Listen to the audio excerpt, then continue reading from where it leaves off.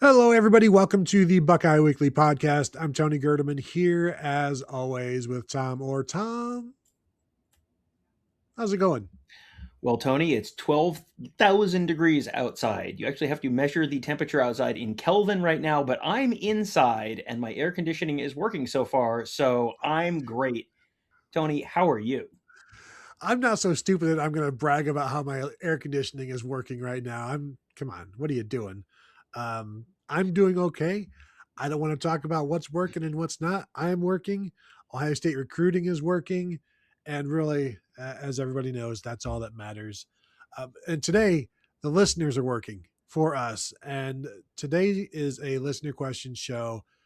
It's talking about the Heisman Trophy. And so here's the question from I want to get this at Long Drive Larms on Twitter. Colonel Dax, as everybody knows him, with OSU likely being sorry, wrong question. Um, there's a long string of me and him talking. So let's see. There are no Question, wrong questions, Tony, only answers that don't make a lot of sense. right? Um, the average season stats for the last four Heisman quarterbacks have been skewed by Joe Burrow: 4,700 yards, 47 touchdowns, and five interceptions. The question then is, what does Jeremiah Smith have to do, and what kind of stats does he have to post this year to win the Heisman, with the understanding that those could be the kind of stats that he's going against? And also, if Ohio State's quarterback is posting those kind of stats, you might be in some trouble here. And the only, well, I'd say the only true, but Tim Brown also won the Heisman in 1988. But we know DeVonta Smith was the last true, solely only wide receiver to win the Heisman. And Tom, if you could, if you've still got those stats up, Mm. please let the people know what it what he finished with. But really, that's not the number that we need to focus on. Yeah, so he finished with 117 catches, 1,856 yards, and 23 touchdowns. Now, with this being a Heisman conversation, the question is really, what did he have at the time of the Heisman voting? Because no one knew that Tough Borland was going to be covering him in space at the time of the Heisman ceremony. So at the time of the Heisman ceremony, he had 98 catches, 1,511 yards, and 17 touchdowns. So, that's still an extraordinary season. But when I looked at 1,800, I went, holy Mm-hmm. smokes, there's no way he's getting there. When you talk about 1,500 yards, that's a little more reasonable. That's a little more gettable than it might be otherwise. I think so. Now, it would help Jeremiah Smith if he got to go against defenses that were randomly ravaged by COVID, and Mm. sometimes an entire secondary was out. And also, to be the focal point of an offense like DeVonta Smith was, I don't need to tell anybody watching and listening. They saw it all firsthand, and it was the Simpsons meme of "Stop, stop, he's already dead," because it was just like, and now we're going to do this with him, and now we're going to do this with him, and it's like the game is over now. This is just getting rude. Um, but I 1,511, and how many receptions at that point? It was 97, 98, something like that. I mean, that's And I should mention as well, he had 11 punt returns that year for an average of 21.5 yards per return and one touchdown. Again, three of those punt returns came later, but most of them, he didn't return many punts, but he had two punt returns averaging 25 yards against Kentucky, two punt returns averaging 9 yards against Auburn, three punt returns averaging 37 yards, including a touchdown against Arkansas, and one for 20 yards against Florida in the SEC championship game before the Heisman ceremony. So, this was not like a Charles Woodson kind of thing where he's doing it against a big important team or anything like that, but you get a little bit of extra credit there for special teams as well. you know, college football has come a long way, and you used to have to pass certain things. Used to have to be of a certain age to win the Heisman. You couldn't win it as a freshman until Johnny Manziel won it, I believe, as a redshirt freshman. Tim Tebow, I think, was maybe the first to win it as a sophomore, which is why, like, if you look, and we're talking about receivers, Michael Crabtree, redshirt freshman, 2007. And I'll give you his total numbers, which is 134 receptions, 1,962 yards, 22 touchdowns. Now, that was in 13 games. So, what was his 12-game total? Well, it was 125 receptions, 1,861 yards, and 22 touchdowns. Do you know he did not finish among the top 10 in the Heisman that year? He did, however, finish fifth the following year when his numbers dropped from 1,900 yards to 1,165. Hmm. 97 receptions, 19 touchdowns. The touchdowns were still there. He finished fifth that year because, of course, he just wasn't old enough to warrant any kind of voting. I I think if Jeremiah Smith, and I'm going to go out on a limb, if he has 125 catches for 1,861 yards and 22 touchdowns, I don't think it matters what anybody else does. I think he wins it. I think he can win it with less than that, but if you give him some Michael Crabtree numbers as a redshirt freshman, I like his chances. But realistically, if you look at like if we're talking 97, 15, 11, and 17 is the baseline, those are all possible numbers. And we know he's going to be a focal point of the offense. But unfortunately for him, he's also going to be a focal point for the defense. Yeah, no question. And the big issue around this year's Ohio State team is there's no Carnell Tate on the other side now. So do they have someone who can sort of draw some of the attention away from Jeremiah Smith? Because it feels like there's like a little bit of the like curve where if you are on the far side where you know nothing about football, it's like, well, you probably just have to stop Jeremiah Smith. And then you get to the middle, it's like, well, I know just enough to know that really, you really have to pay attention to everyone. And then you get to the other side where it's opposing defensive coordinators who do nothing but this 12 years around, all 12 months of the year. And they're looking and going, we really need to stop Jeremiah Smith. So I think you're going to have a lot of focus on him. And I think Texas will be probably a good early example because we've seen Texas has really put a lot of resources and manpower towards containing Jeremiah Smith the last couple times they've faced him. If they do that again, that probably gives people a little bit of a blueprint where maybe this is a little bit of a frustrating year for Jeremiah Smith, but maybe that opens things up for other players on the offense, or it opens things up for the running game, or whatever it is. I just don't, I don't think you're going to be able to shut him down. And I think if you get a pretty big game out of Jeremiah Smith, and it doesn't need to be 300 yards, if he puts up 6 catches for 100 yards and a touchdown against Texas, or 2 touchdowns against Texas, that's one of those things where, the Heisman voting block it's a little, I'm trying to not say stupid. What's a nice way to say stupid, Tony? Well, it's a little easily, Foolhardy. yes, it's a little easily led. And so it becomes this real narrative award. And if Jeremiah Smith puts up a big game against Texas, then and Texas turns out to be a pretty decent team, and Ohio, and he puts up a big game against Oregon, and he puts up a big game against Indiana. And again, he doesn't need to put up 300 yards against these teams. If he puts up 100 yards and a touchdown against most of the good opponents that Ohio State plays this year, Mhm.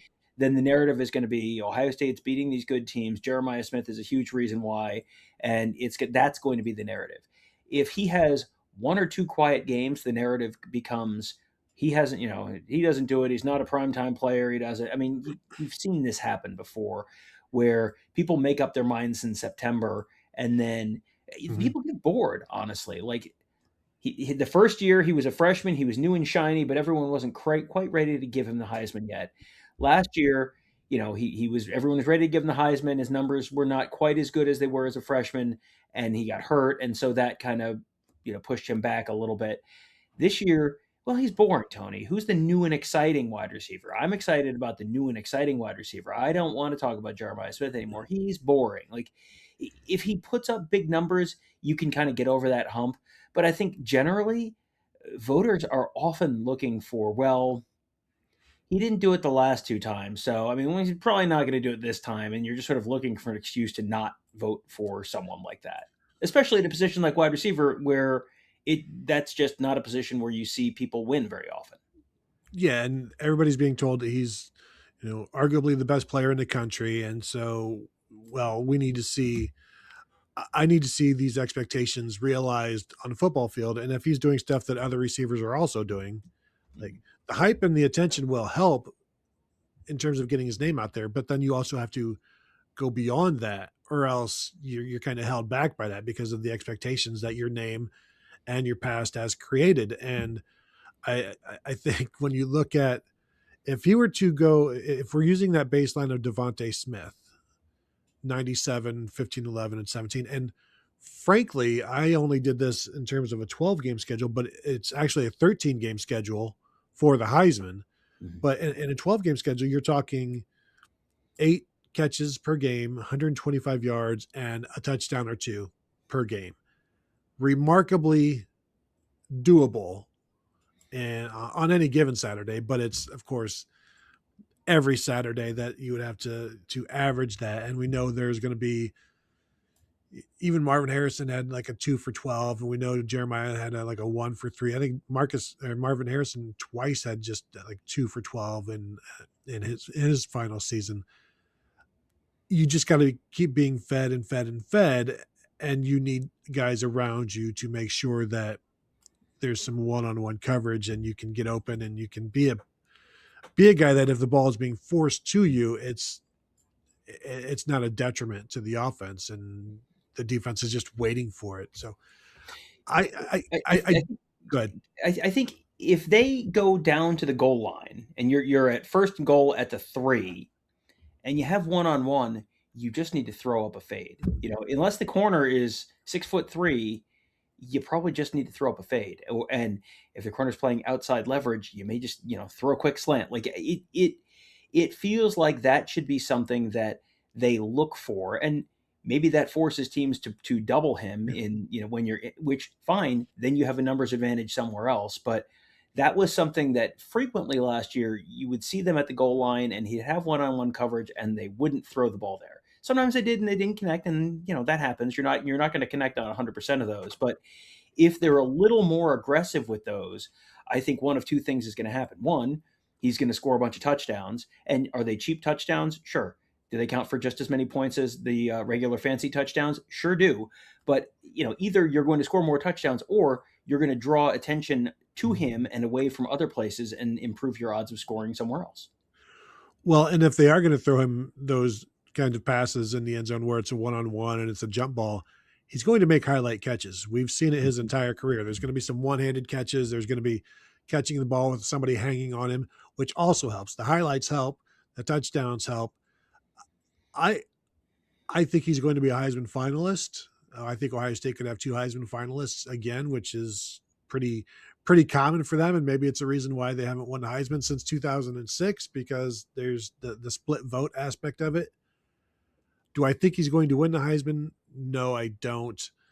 But I think he's certainly got the ability. It's just a matter of, will there be enough touches? And I don't think there will. And plus, I completely agree with what you're saying earlier about people being ready to move on, and it's like, come on, 3 years. So I'm so tired of watching this guy. And that's not Ohio State fans saying it. That's the grumpy Heisman voters, of which there are many, many, many, many, many of them. And many of them are not on the internet because they never adopted it back when it was invented. But yes or no, Tom, right now, on the record, Jeremiah Smith winning the Heisman. My default answer is no, just because I think a lot of the stuff you just said, people are going to get bored with him. The bar for a wide receiver to do it is so high, and the potential for, if he puts up those kind of monster numbers, you may see a little bit of a split vote with another guy we're going to be talking about in this context. Yeah, so I will ask the viewers and the listeners: Do you think he's going to win the Heisman? Guarantee it now. We'll look back on this and be amazed that you were able to predict that Jeremiah Smith was going to be really good this year. Who could have seen it coming? If you are watching, please hit the thumbs up, subscribe to the channel, hit the bell to be notified. And Tom, we are close. We are close at BuckeyeInsiders.com, right? Yes, we are very close to launching at BuckeyeInsiders.com. We have seen the site, we have seen the forum, We are very excited. It is we really like the look of the new site. We've had a lot of stuff over the years. We've thought, I wish we could have something like this, and it's like, oh look, now we have something like this. Right. Now it looks like what we've always wanted it to look like, and we've got a lot of cool stuff coming. That is going to be launching very soon. We're talking days, not weeks. Earlier we said weeks, not months. Now we're talking days, not weeks. And the best way to make sure you know exactly when it's launching and exactly what's coming is to go to BuckeyeInsiders.com right now. Put your email address in there. We will send you an email update with an official launch date coming very soon. So go ahead and do that right now. Well said. That will do it from here. Thank you all for tuning in, and we will talk to you all later.